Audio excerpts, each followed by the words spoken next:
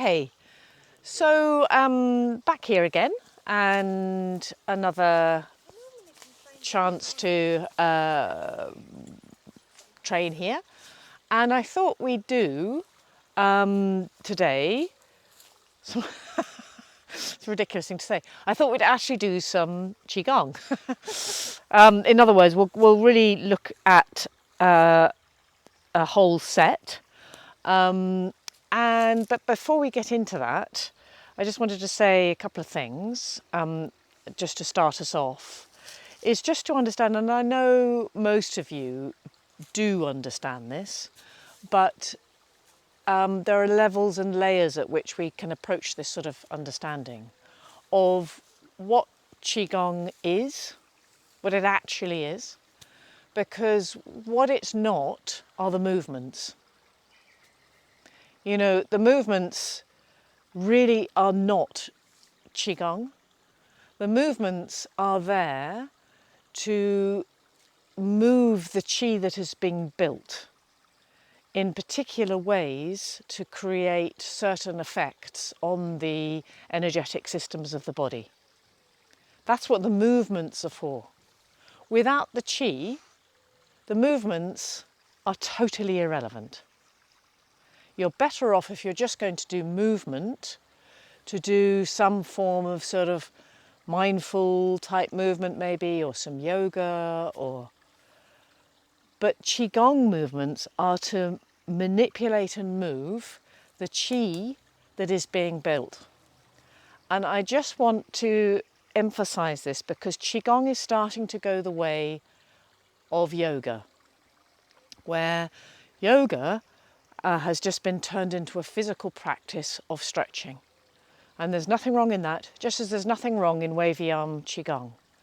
But people need to understand it's not Qigong, any more than wearing leggings and stretching your arse a lot is yoga. That is stretching.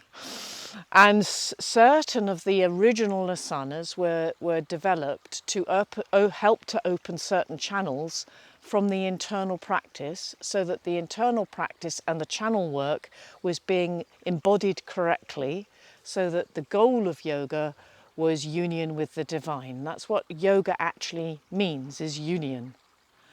And Qigong is the same. Qigong is being turned into a sort of wavy arm thing that, you know, old and sick people can do.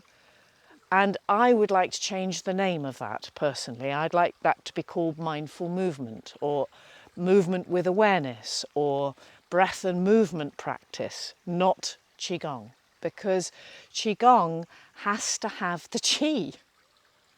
And if the Qi is not involved in the process of understanding what Qi is, how we need to build it, what it is involved with building Qi, then it's not Qigong. It's as simple as that. It's just not Qigong, it's just movement. And, you know, if doing that was going to affect your lung Qi, well, you know, pass the butter. It's going to make your lungs better. You know, or if this is going to help your kidneys, well then put on your shoe. Put on your shoe. Pass the butter. So no, it might be very nice for your back, and that might be very nice for your arms, but it's not Qigong. Qigong is a mechanic involved with transforming your body to the point where it starts to your body starts to transform from the inside out, so that effectively the systems of your body, which have been described in great detail, the 5-element system and all these different systems of the body related to the fire, earth, water, metal, wood, you know, the 5-element system, which we're going to work with today, refer to systems of the body. They don't refer to your physical organs. We are Western, so we're always reducing everything to the sort of idiot level. From an Eastern point of view, it's an idiot level to think that your kidney system are the little beans on the back, the organs. They're not. The kidney system is actually far more intricately connected to your spine, to your dantian, if you have one, not if you don't, to your brain, to the marrow, to the hormonal system. All these kind of things are more connected to the kidney system. The little organs of your physical kidneys are the things that down the end of a huge causation chain of things going wonky get affected. So right down the far end of, you know, your kidney system weakening or not being nourished correctly, the physical kidneys will suffer, the physical lungs will suffer, the physical stomach will suffer, the physical spleen will suffer. Those will be the sort of end result. But when we're working on, let's say, the kidney system or the water chi in the body, we're not working on your little kidneys at the back there.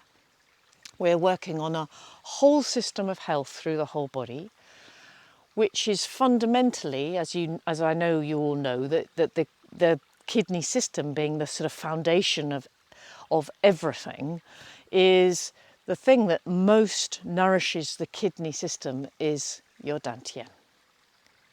So the best way to support your kidneys is to build the dantian. And the only way anybody is going to be able to do Qigong rather than moving the joints around is to have some Qi in the first place.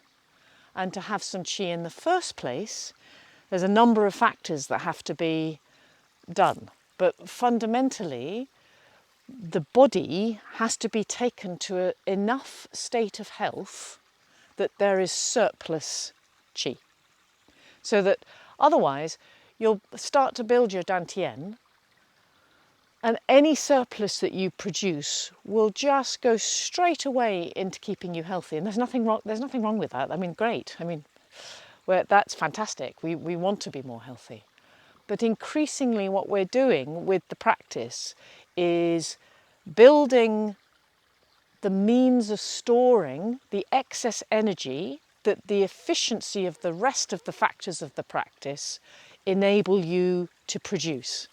So the rest of the practice, all the different factors from body conditioning to stretching to releasing the nervous system to opening the joints to creating more space in the body to then having the way that the mind and body interact transform, because you're transforming your body, which that in turn starts to change the way that the Qi functions, the way that the channels function through the body.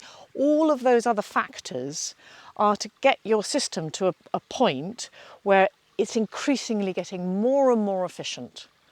And meanwhile, that efficiency is enabling you then, because we build a storage system in the base of the body, to store that excess energy, which will then increasingly nourish the rest of the systems of the body, and you start to get into a more positive efficiency loop as you're going around that. Then, obviously, as you're building energy, you're building more yang qi, you're building the electrical capacity of the body, you're building the way that energy moves through your body. So therefore, for a long while, really what we're doing with the bodywork side of it is freeing up your nervous system, because the capacity of your nervous system has to go up. So that the increase of this energy that you're putting through the system, because you understand how to create more energy and then store it, so that the nervous system is unkinked. So most of the sort of Gong, most of the various things that we go through, most of the clearing out, all of that, is actually related to adhesions that one could say is in the nervous system. It goes further than that, but the nervous system is key. And creating a lot of space in the body is so that the yang qi can distribute through the nervous system correctly the increase without it getting caught up or going in wrong directions that we don't want it to go. So we set up pathways for that with all the various movements, and then the Qigong forms are designed to help to build those pathways and regulate your body into greater efficiency using the Qi that you've actually built. So At the beginning, of course, when we start to do a Qigong form, we haven't really got the Qi. So we're not really, we're not really able to do a lot with it because it's not a lot there. So there's not a lot of strength to the Qi, there's not a lot of density that you need to move. But increasingly, as the Dantian is building and the Qi is starting to consolidate and things are starting to build up, then the forms become incredibly important because we need to move that Qi. Just building it and storing it is not good enough. And then, of course, you need your forms. That's vital. It's vital for the positive side of that loop. So, without any Qi, the Qigong forms could be anything, really. They could be anything. And there's plenty of movement systems where you can work without the Qi and just feel into the body and let it mobilize and move. And if you do it slowly, then of course there's far more awareness involved with that process, but it's not Qigong and will never be. Any more than this is Qigong. And never will be. Any more than this is Tai Chi. It never will be. Because the Qi bit, maybe we just call it Tai. I don't know. Maybe you just call it, I don't know. But the Qi is the central thing. So, and it takes, look how long it's taken all of you to get to the point, and you who will be watching this on Zoom, those of you who have been training for a while, to actually know what Qi is. You think you know. I did too. You think you know until you know. And then you start to realise it's not what you think. It's not this kind of little twinkly, sort of, I don't know, spacey, sort of tingly. That's nothing to do with Qi. Qi is not that.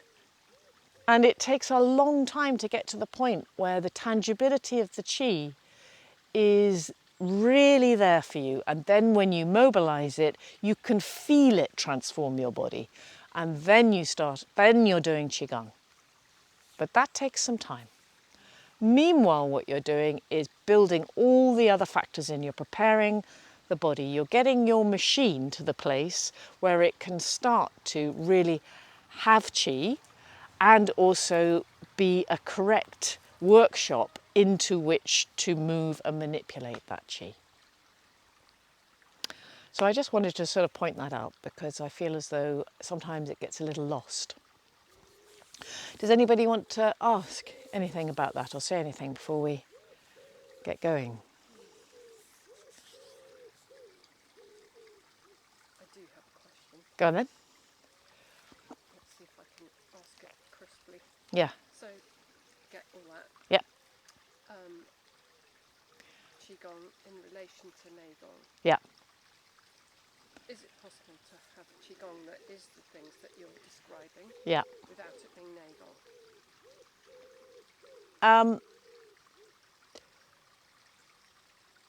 No. But it depends where you take it. Right. So,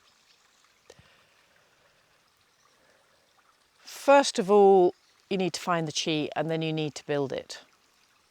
Then the Qigong will mobilise that Qi, which is the whole nature of the label, if you like, is that, remember the Gong bit is like what we used to call Kung Fu, right? That's Gong Fu. It's the skill. It's to do with developing a high level of skill. So that the answer is in the name of the art. So the art of Qigong is that you have supreme skill with Qi. The art of Neigong is you have supreme skill with not just Qi, but yes, Qi, but also the mind, also the substances, with also the alchemy side of it, the meditation side of it. Neigong just takes Qigong and puts it on rocket fuel and takes it deeper. So the Gong refers to the transformation of the internal mechanisms. Qigong, you could stop there. You wouldn't need to go towards, deep work with the mind, for instance, towards Qigong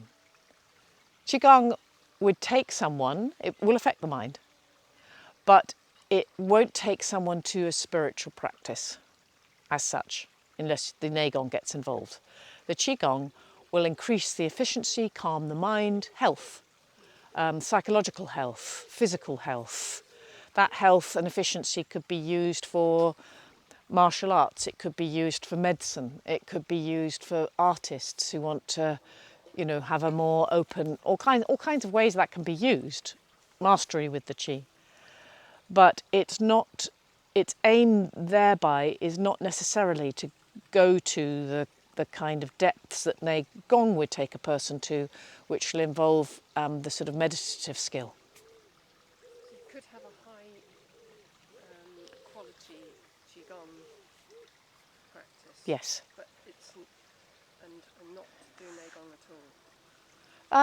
Yes, effectively. In fact, I would say that I've had students that's the case. That they've got themselves to a point where the body is open, they have some Qi, quite a few of the channels have been liberated and are open. Everything, their life they found their direction, because that tends to be part of the Qigong bit, is that there's more sense of purpose, there's more of the Ming is kind of stabilised, it's all part of sorting out the kidneys. So then the direction starts to emerge more and more, the life path starts to get clearer, the mind is more quiet because the body is more open, so the interaction between the mind and body is far more healthy, and then that's it. That's enough for them. Yeah, and that's fine.